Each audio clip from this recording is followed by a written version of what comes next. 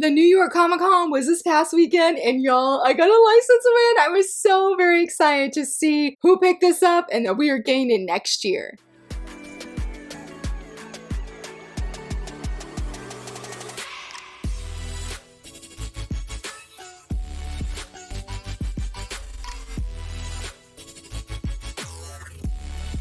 Hello friends, happy Monday. So very excited that you're here. I'm not sure how long this video is going to be. Typically I try to avoid filming on Sunday, but since Yen Press, their panel was Saturday night, I wanted to make sure that I left that time open because I was like, they might have something and they had something, but let's sort of rewind. Now I know as of filming this video, there are two different panels that are left. We have the Kodama one and we have the Manga Mavericks. Those are the two that I know, but we'll wait until next week to see if they have, or if there's anything I want to like feature from what they announced. Hopefully there's a shoujo, hopefully there is. But let's just go ahead, dive right in. Before we get to the licenses though, I did want to mention, I'm not a Nendo collector by any means. Like the only Nendo I actually have is a Pinata from Haikyuu. But let me tell you, when I saw Sawako, that they had a new Nendo of her that is from season 3 of the anime, y'all, I want it. She looks adorable, so cute. I'm like, I really would love to get her. I have not actually clicked the link to see how much she is because I know tariffs are something I've got to deeply consider, but y'all, she's just so cute. I had to share. Love all the expressions and the faceplates that they have. Just so wholesome, just so wholesome. Sawako deserved the spotlight, the feature, because she's just such a cutie. But also too, before we go into Kodansha, Crossed Hearts has been doing a thing for several weeks now where one week they have like a guessing game where you guess the license that they're doing, and then followed by the next week they will do the actual reveal of what the license is. Now this tweet has been deleted. It's also been taken off of their Instagram, which are the only two platforms that I'm aware of that they are on. But they had a guessing game this week and it was for a light novel. I was very intrigued. If you look what the hint says, it says a villainous novel set in an apocalyptic world just in time for Halloween chills. And then they have where guess the title and they give you a lot of spaces. I was intrigued because it says villainous and zombie. Those are two words I never thought would be in the same sentence, but when I did a quick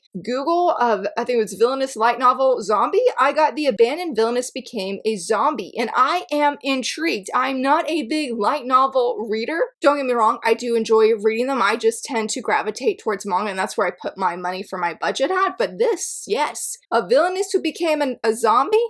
I need to know. I need to know. So hopefully this upcoming Wednesday that they will actually reveal if that is the title. We'll stay tuned and we'll find out if this is actually it, because again, I need answers of a villainous that turns zombie. But Kodansha, y'all, they have been on fire this year. I have a whole video dedicated to them that was manga news of all of the Shoujose licenses that they did. And this time around, this con, they came out again. And I'm just like, I even put on a tweet, I'm like, how does it feel to be the #1 Shoujose licensor? At least to me, it feels like, and also #1 budget breaker for myself from experience. Like, how does that feel? While they did not give me a license win the same way that Yen Press did, I was very excited. They actually had 3 different Shoujose titles. I'm just going to feature 2 of them though, because those are the ones I'm like, yes, I am instant pickup kind of thing for me. But there are 2 others that are not Shoujose that I want to mention because I don't talk about it very much, but y'all, I love Cells at Work very much. Red Blood Cell and White Blood Cell, that is my ultimate #1 non-canon ship, at least for anime, because Zelda and Link, oh yes, I'm on that ship right there. I'm on that hype train, but I love them. And so when I saw that they had a Cells at Work picture books kind of thing that they're going to be releasing, where it says the hit anime and manga are now in picture book form, oh my goodness, your girl's heart was sold, because I have tried to read the manga. I had it at one point. It was a little bit too bloody for me, so I'm like, we have to be anime only, Laura, which hurts my heart because I really love these characters, but I'm hoping it works out. I can get these. This one and the next one are just ones I really want, but it's going to come down to my budget ultimately. But I love this idea. I love how Cells at Work just has so many different spinoffs. Like this next one I also want. Pretty confident my daughter, if she knew about it, she would also want it. And that is Cells at Work Cat. It just looks cute. It's gonna be cells at work, but it's all about taking care of your cat, keeping them healthy and happy. And I'm like, okay, I'm just curious. I'm seated. I've heard the cells at work baby is, I think it's a digital only. I've heard that one is really good and very informative. So I'm very interested to see, even if I don't have a cat, just how things are gonna go down. Plus, again, the cover is just very, very cute. But this next one, it's funny because originally I didn't even know that this was a shoujo until a different server on Discord that I'm part of, that they put it in their news section that they have. And basically they put all the shoujo licenses. I do the same on mine as well. But at the time, I didn't put this one because I didn't know it. So I was like, hey, this person, I was like, hey, is this a shoujo? And they're like, yeah, it is. It's in the same magazine as Comic Zero Summers, in that magazine, excuse me, because I was thinking of Though I Am an Internet Villainess and Bibliophile Princess are also in that magazine. I think too, also the creator of this series is the same creators, excuse me, is the same one as 07 Ghost. So because I keep rambling here, that manga is My Husband is a Doomsday Weapon. Y'all, I love the magazine Comic Zero Sum. So honestly, this was just knowing what magazine it is that instantly had me like, okay, this is an instant buy. But I read the first chapter on Bookwalker, I believe, or Book Live, one of those Japanese website, and y'all, it looked good. It's about a young woman who's also in a post-apocalyptic world, and I guess she awakens this deadly weapon and it takes human form, declares to her that she is his master and his beloved. And so it's there, says hard sci-fi and heartfelt romance. When somebody was at the panel for this, they shared that I guess it's like a condition called love, but it has a doomsday weapon, also a gender swapped chobits of sorts. And now I haven't read chobits. I'm a huge fan of A Condition Called Love. I deeply love that series. So that was like, okay, I'm like, if you're referencing that, I'm all in. I'm locked in on this. It only has one volume right now that's out in Japan, and I'm really shocked that Kodansha is giving this a chance because I feel like majority of time when they pick up a series, at least for shoujo specifically, they like several volumes out. So to only have one, and I didn't even see a volume 2 on the horizon, like it's still ongoing, so there's more to come, I'm sure. But I was like, okay, I was like, this is definitely them taking a chance, and I truly hope it does really well. I don't know anything about 07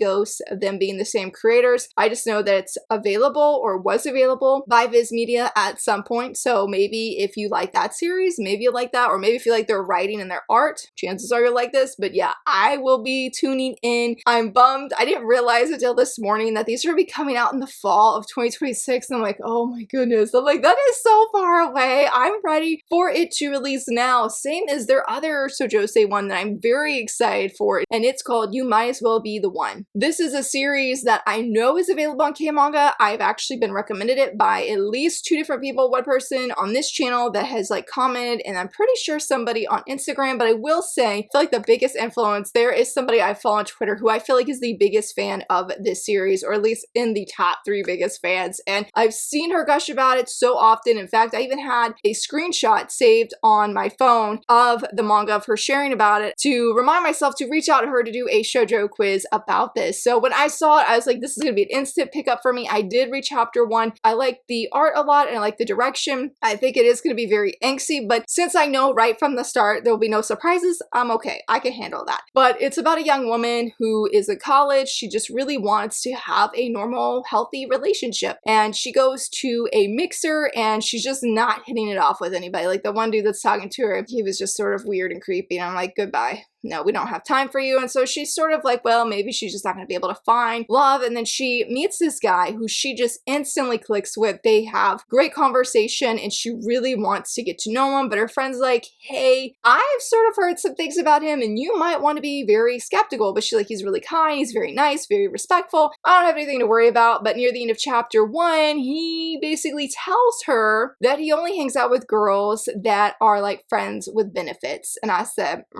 that was not what she was expecting. That is not what I was expecting. So I think they said if you want a college, like the panelists said, if you want a manga that's similar to A Sign of Affection, I think, because we all know that series is super wholesome, super fluffy, low-key drama if there's any drama half the time, that if you want a college romance, that this is one that you might really enjoy, especially if you like angsty series. I don't know how many volumes this is, but I have seen several people sharing at least 4 volumes, so I feel confident it's 4 volumes and still ongoing. I don't remember what manga this is serializing in. Is it in Dessert? I don't know. I'll leave it here because I don't remember where it's serializing at. But yeah, I'm looking forward to it, and I truly hope that I enjoy it, and hopefully it won't give me too much angst because I don't know what the end game is. I don't know if there is a love triangle. I did hear that there is another male lead though, or I guess a second male lead that makes an appearance, and I only know one person that seems to be cheering for him. So to be determined. I like the guy thus far, even though I was like, why you gotta have the other side to you like that when he was so sweet to her, so kind, really respectful. Would have never ever guessed unless he had actually said something to her. So yeah, I am tuning in for definitely both of these Shoujo series, and hopefully the Cells at Work one as well. But I do want to also mention that same person that was at the panel. I don't know who Ingrid is, but she was on the panelists, or among the panelists, excuse me, and I just love that she praised Shoujo manga fans for supporting shoujo without anime, like in The Clear Moonlit Dust, though we do know that one is coming, and Lovesick Alley, which apparently has really exploded. Also, they mentioned Yoko Nogiri's work has very strong sellers, and then Past the Monster Meet Me Lady sales have been climbing up every volume, and it just felt so nice. Like, can we just do a round of applause for Kodansha and a shout out to them, because I really feel like this year especially, all of the complaints that have been just thrown Kodansha's way from the Shoujose community, I feel like Kodansha is the most proactive publisher right now concerning Shoujose specifically, okay? When we think of everything where we were getting, it felt like, I don't have the numbers now, I do have this video here talking about all of the debuts from last year that came from every publisher, and it was very hard because when you look at that video, you can see that Kodansha had a lot of digital-only Shoujose series, and it's hard when you see other demographics getting so much more attention, so much more spotlight when we're getting digital only. Now, people do read digital only, like including myself, but that's usually not the #1 preference for the majority of readers. We like having these physical volumes. So seeing how Kodansha has really just delivered Shoujose licenses this year, physical editions, has been an incredible thing, and I have just been so thankful. I'm pretty sure I mentioned in that video that I linked in the corner earlier that I sent a very heartfelt email to Kodansha saying thank you so very much for everything that you're doing, because they have just gone above and beyond. And while, again, from Yen Press in just a moment, you'll see my manga license win, I truly feel like Kodansha is just stealing the show for the Shoujose licenses this year, and just overwhelmed in the best of ways that they are taking genuine interest in the shoujo readers and what they want. I truly hope that into 2026 that they will continue to deliver, that it won't be how some people have pointed out in the past years where we get a really strong license for that year, or licenses, and then that's it for like a year and a half. Like, no, I hope it's not that. I am just very thankful for everything Kodansha is doing. So I just had to insert that it felt nice to see this recognition from the team of Kodansha, and that they are hearing us. I know a personal friend reached out to me saying that they are looking for more shoujo, so definitely felt the form that they have online. But let's go ahead and go into Yen Press. Again, we have 2 different shoujo licenses from them, but the one I want to feature first isn't even a manga or manhwa. Surprisingly, it's a board game. Now, I've never watched or read Delicious in Dungeon. I've definitely had recommendations. I don't have, what is it, Netflix that it's on, so it's not something I can watch right now. But I was just totally mind blown that Yen Press is releasing a board game. And I was really excited to see so many people excited for this. And so I just wanted to share it, even though I don't know anything about this game, how it works. It's just cool. It is just cool to know that a manga publisher is giving us a board game of a very famous and very well-known popular manga. Like, dude, like, how cool is that? Like, that's not something I feel like we often see, but here we are in 2026. I mean, is this gonna have, like, I don't know if any other board games. I know Haikyuu has card games, okay? But I'm like, is this gonna be a potentially rising trend? I'd be seeing for that. I'd be really, really curious. Now, the Shoujose one that was first licensed, or announced, I mean, is Merit and the Egyptian God. This is a 2-volume series that serializes advertised in the Hana to Yume magazine. In fact, you might be sort of surprised and be like, what? This got licensed? In the sense of, was leaked on Amazon several months ago, and it's been around, and we've just sort of been patiently waiting to see when it was officially going to be announced, and that was Saturday night. I'm very curious about this. I saw that Colleen on Blue Sky, I think if I'm remembering right, sort of a mashup of Colette Decides to Die with Sacrificial Princess and the King of Beasts, but it has an Egyptian-like setting. It's about a young woman who somehow, how do you find yourself lost in the realm of the dead? How does that work, girl? Like, I need to know what exactly happened. And she finds out to get back home that she needs the help of the god of Anubis here, but he has been cursed and refuses to have anything to do with humans. So of course she's sort of like stuck, and she's got to, I guess, decide what she's going to do to get back and how maybe she can convince him. I don't think this series was necessarily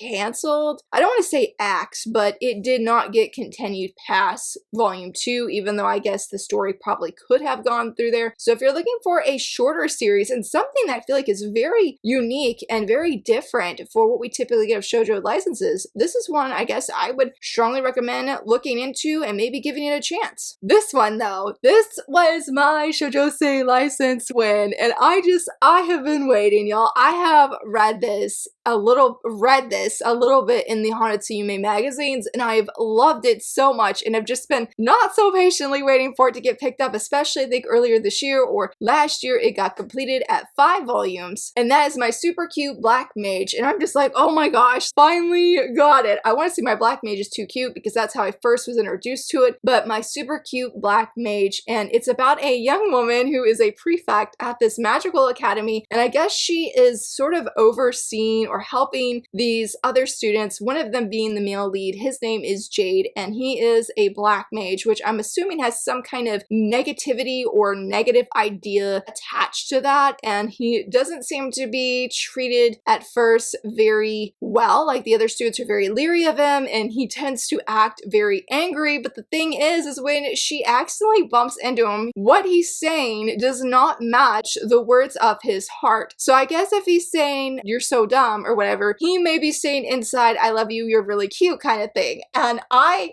cannot wait. He's definitely a Tundra. I love the art a lot. I've seen a few people say that they felt it was a little bit too long. I'm hoping I don't feel that way. I am just honestly so excited. Like, things I've seen in the different magazines, I've loved it all, and it just seems so engaging and so fun. So I think this will be hopefully a great one if you like humor, if you like Tundra tropes, or want something with Tundra tropes, then yeah, in a magical academy like this one seems it. And I'm just like, yes, finally. I really didn't know who was going to pick this up, but man, I had definitely been hoping. I don't think I put it on any of the 7 Seas survey because I have a different title I've been putting on there, and we'll talk about that near the end because there is one other Yen Press title that I want to talk about that was not actually licensed at the con. But the thing is, we've talked about that Dark Moon, the Blood Altar, and 7 Fates, I believe is the title of it, that these are 2 different novel, but they were manhwa, now they're getting a novel. I was really surprised to see the Star Seekers, which is another manhwa by a very popular K-pop group in Korea. I didn't know that Star Seekers was getting a novel, and so I wanted to share about it because I just thought all of the little promo image that they have here looks really good. Like, very cool to see how they're using the actual guys to be on the covers, even if I don't follow any of them that closely to know who all the guys are. I think it's really exciting, and I truly hope, like, I'm really interested in Dark Moon. Honestly, I would try out the Star Seekers. I tried out the manhwa, and it was a little bit too slow paced for what I was personally looking for, but the Brotherhood is very strong, and I did love the magical abilities mixed in with the music. This is definitely one I feel, it doesn't have any romance, I believe. This is one I would definitely recommend if you want something that has those strong Brotherhood ties,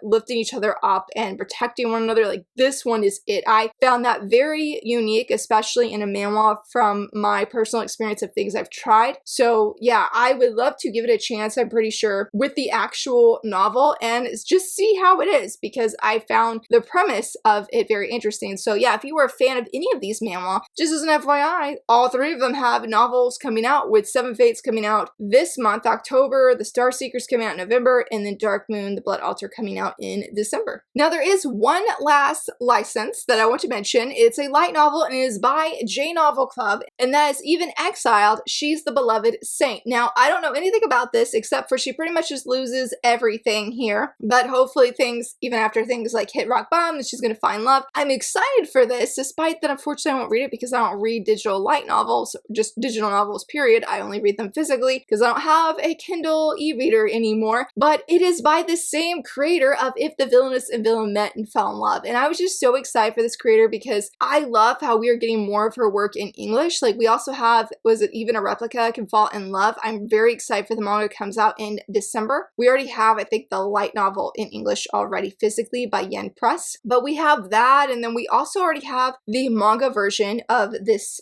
Beloved Saint story. We already have that digitally by J Novel, though I think it's a seinen, so it hasn't been on my Shoujo release calendars because unfortunately it's not Shoujo, but the light novel is, and I'm just so excited for the creator, and I just wanted to feature, share about it, and give it some attention there. But let's say you didn't really see anything that you were super excited for, and you didn't get any personal wins.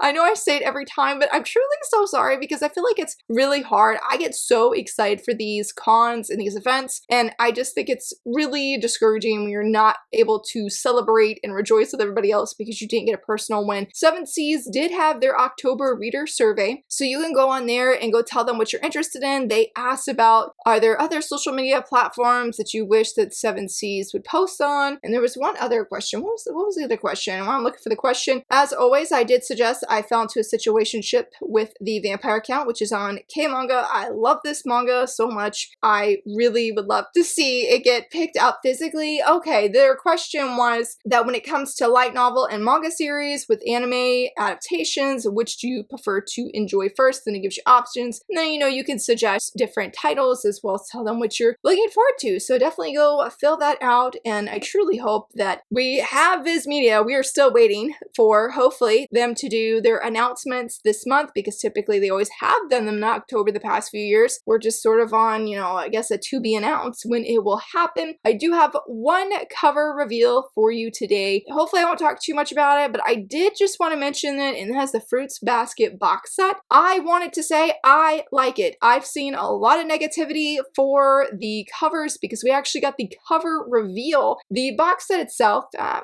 okay. I don't have it saved, unfortunately, I think, to bookmark it, but people have shared at the actual con of how it has a really beautiful checkered board design on top. It looks great. One side of the box actually is holographic and has the Zodiac signs on it, so that looked really nice. But I'm talking about the covers specifically. It's really bothered me that a lot of people, or not a lot of people, but I've seen several people say they feel the design is lazy. I don't know, it just hurts my heart for the person who worked on this because I can imagine it was very much a passion project. Yes, they could have used different terms and said cover design. In fact, this is my favorite covers for this series. I am not going to be picking up the box set, mainly because I have already shared a review of Fruits Basket and how this was a really hard reading experience for me, and I don't think mentally I have the capacity to come back to this series. But if I was to, I would buy these. I love how it has Fruits Basket spelled on the spine. I love the covers that they chose. I love that they're not white because I do not like white matte covers because thank you for sharing all of the dirt and showcasing it for my eyes to see. Like, no, I don't want that. I'm not a fan of the postcards that they have, but the colors that they use I thought were really pretty, and I just love how it looks, of how it's giving that tribute to the original OG covers as well as sort of capturing a little bit of element from the omnibus. So yeah, I just wanted to share that I like them. I love them. I think they're the best of any of the different covers, and everybody has a right to their opinion. It was just really upsetting for me when people were like, it's lazy. Like, dude, that designer probably worked really hard. Don't insult the designer. If you don't like it, you don't like it. That's perfectly fine. You do you, and you can say what you want to say, but don't insult the designer when they probably did the best they could with the resources that they had. And if you pre-ordered it, because I did see somebody actually cancel it because of how much they dislike this design, I'm sorry. I I really am, because I know a lot of people were really stoked for this, and I can imagine that was hard because we all know we get so few Shoujo box sets. A lot of people really enjoy supporting this series, and rightfully so, though. Rightfully so. It might have been a hard reading experience, but I definitely think it's rightfully deserved. So I really, outside of the whole strap thing, which is my least favorite part of the whole box set, I think they did a great job. I think they're doing the series justice, and hopefully there's somebody out there that feels like, yeah, I like it too. If you don't, you're more than welcome to share your respectful opinions down below. But I truly hope ultimately that you got a license win from this past weekend. Hopefully we will have another license win from whenever Viz Media does theirs, but let me know what you're most excited for, what you're hoping or anticipating or planning to pick up. I would love to know, and if you enjoyed this video, please give it a thumbs up and subscribe. And thank you so much for watching. Bye!